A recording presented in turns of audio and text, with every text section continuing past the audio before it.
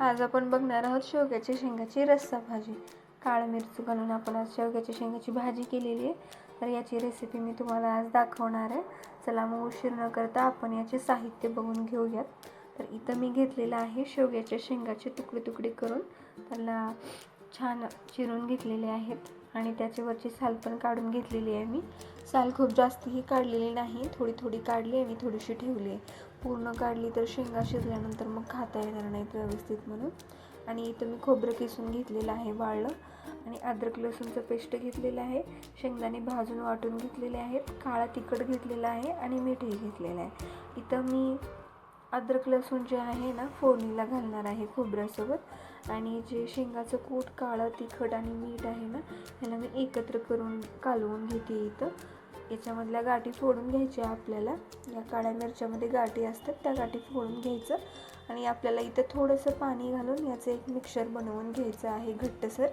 खूप पातळ हे मिक्सर बनवायचं नाही आहे आपल्याला. इथं तुम्ही बघू शकता मी कसं बनवलं आहे. तुम्हालाही त्याच प्रकारे मिक्सर बनवायचं आहे.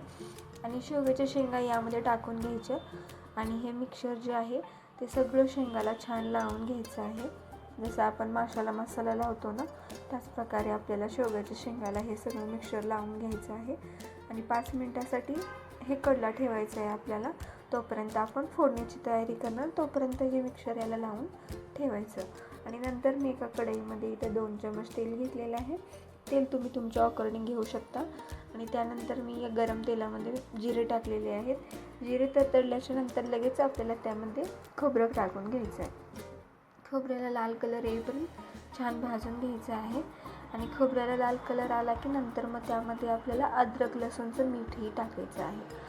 म्हणजे मीठ म्हणतात आम्ही त्याला. अद्रक लसूणची पेस्ट टाकून घ्यायची आणि त्यालाही छान भाजून घ्यायचं. अद्रक कच्ची राहिली तर मग तिची चव छान लागत नाही, म्हणून अद्रकही छान भाजून घ्यायची दोन्हीही. आणि हे लाल झाल्यानंतर यामध्ये आपल्याला शेंगा टाकायच्या आहेत. अनामत जसं करून ठेवलं तसंच आपल्याला यामध्ये ओतायचं आहे हे. आणि याला छान खालीवरी करून घ्यायचं, परतून घ्यायचं छान. आणि हे जे आपलं प्लेट आहे ज्याच्यामध्ये आपण शेंगा ठेवलेल्या होत्या ना, त्या शेंगामध्ये थोडंसं पाणी, त्या प्लेटामध्ये थोडंसं पाणी घालून आपल्याला तेच पाणी शेंगामध्ये घालायचं आहे. जेणेकरून आपल्याला शेंगा शिजायला पाणी लागतं ना, तर हे मसाल्याचंच पाणी आपल्याला त्याच्यामध्ये टाकून घ्यायचं आहे. आणि नंतर शेंगाला छान परतून घ्यायचं. गडबड करायची नाही, कारण मसाला कच्चा राहू द्यायचा नाही आपल्याला.